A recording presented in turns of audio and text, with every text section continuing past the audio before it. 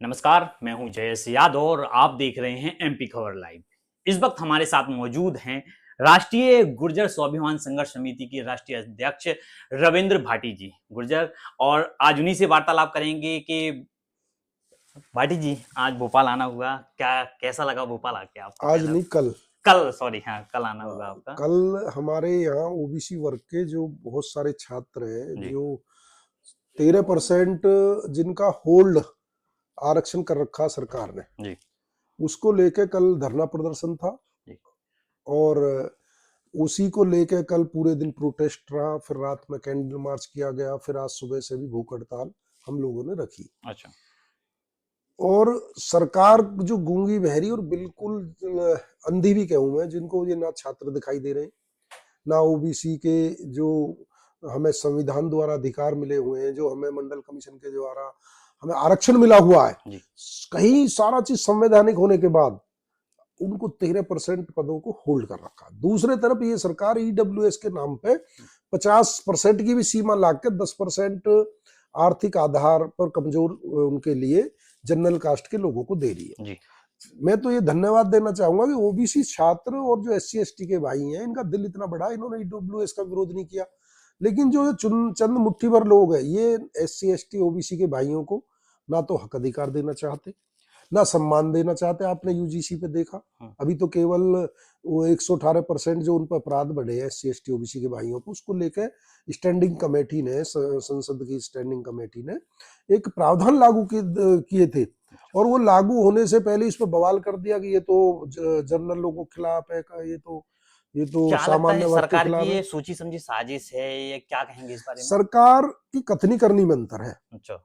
यादव जी। हम्म। वो जो उसका चेहरा दिखता है वो अच्छा। है नहीं। हम्म। वो बात तो करती है पिछड़ों की, पिछड़ों का मुख्यमंत्री बना देंगे, पिछड़ों का प्रधानमंत्री बना देंगे, कमजोरों की, दलितों की, लेकिन सबसे ज्यादा हक अधिकार भी वो इनके ही छीनती है। अच्छा। मेरे हिसाब से यदि मैं आपको बताऊं कि ये भारतीय जनता पार्टी सरकार केवल 8-10% लोगों की है, कुछ विशेष लोगों की है, ये पूंजीपतियों की है, अडानी अंबानी की है। किसानों का, गरीबों का, मजदूरों का, इनका दूर दूर तक कोई लेना नहीं है। ये चाहते हैं कि ये गरीबी बनी रहे, ये ना तो नौकरी लगे, बस ये आपकी वोटर बने रहे। हम्म। और इनको चुनावी हिंदू बना के छोड़ दिया है। और जब बात आती है कोई बात, तो कहते हैं हिंदू हिंदू एक हो जाओ। लेकिन यदि यादव समाज की मैं घटना देख रहा था मध्य प्रदेश में, चोटी काट दी। चोटी वाली। हमारे उत्तर प्रदेश में एटा में एक यादव भाई ने कथा पढ़ दी थी, तो उस पर पेशाब कराया गया उसके सिर पे।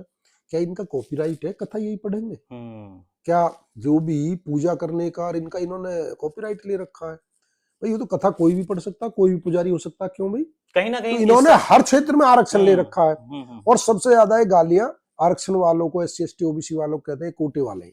अरे भाई, जम्मू कश्मीर में 10% का पॉलिटिकल आरक्षण ले रखा जनरल कास्ट के लोगों ने। हिमाचल प्रदेश के अंदर एसटी में आते हैं अच्छा। और आरक्षण ले रखा, और उसका लाभ ले रहे हैं 7.5% नौकरियों में। हम्म। और जम्मू कश्मीर में एसटी में है, हम्म।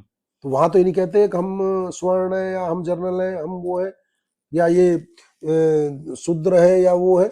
मेरा आपसे मानना है कि अब संविधान युग है।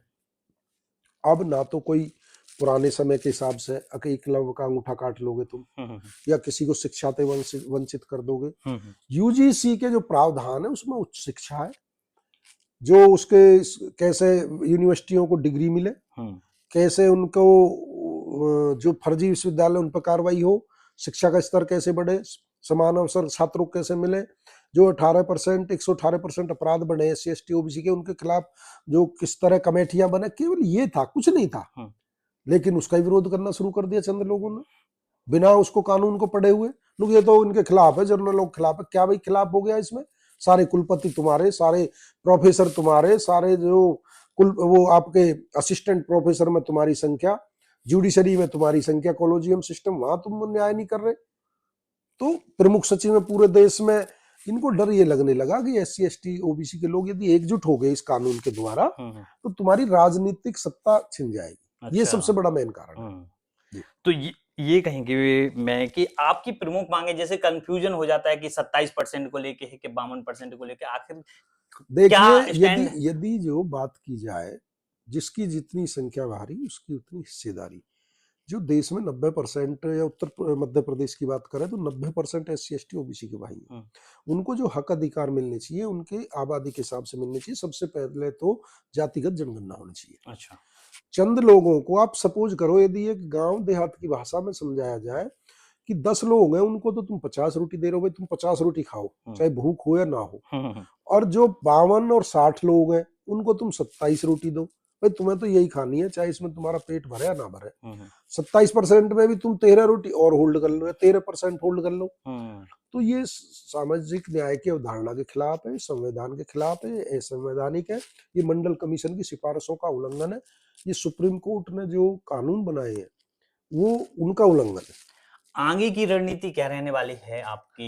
ये अभी देखिए, जो आंदोलन चल रहा है। आजाद समाज पार्टी के राष्ट्रीय अध्यक्ष एडवोकेट चंद्रशेखर आजाद जी, जी। उन्होंने मुझे यहाँ अपने प्रतिनिधि के तौर पर भेजा। मैं पार्टी का राष्ट्रीय महासचिव हूँ और ये गुर्जर स्वाभिमान संघर्ष समिति के बैनर तले यादव जी ये प्रोग्राम था, उसका मैं राष्ट्रीय अध्यक्ष हूँ। अच्छा। समाज ने मुझे जिम्मेदारी दे रखी है। ठीक। तो हमारी जो स्पष्ट मांग ये थी कि 13% अभी फिलहाल होल्ड कर रखे, उनको अनहोल्ड कर दो। अच्छा। उसके लिए सरकार की कहीं ना कहीं कथनी करनी में अंतर है, उनकी सोच नियत में अंतर है। जब मुख्यमंत्री जी कह रहे हैं कि हम डंके की चोट पर देंगे, फिर क्या दिक्कत आई? कुछ चंद % लोगों के कारण सरकार उन चंद % जो लोग हैं जो विरोध कर रहे हैं मुख्यमंत्री जी का आरक्षण का, उनसे देश चलेगा, संविधान से देश चलेगा। और यदि सरकार को संविधान के द्वारा जो अधिकार दिए गए उनसे भी देने में दिक्कत है, तो आप समझो यदि जो किसी भाई के लिए जैसे UGC कानून बने कि भाई 118% शिकायत आई है, उस पर प्रावधान बना दो ताकि ये रोक सके इसको, अत्याचार को, इस एट्रोसिटी की घटना को, इस डिस्क्रिमिनेशन को, इस भेदभाव को, तो इनके पेट में दर्द हो गया। ये कह रहे हैं, तथ्य दे रहे हैं कि झूठे केस लगेंगे। अरे एक प्रावधान बना दो कि जो कोई इसमें बड़ी बात ही नहीं, प्रावधान बना दो जो झूठा केस लगा उस पर कार्रवाई हो। और ये तो कोई भी कानून हो, तो इसलिए क्या संसद कानून बनाना छोड़ देगी?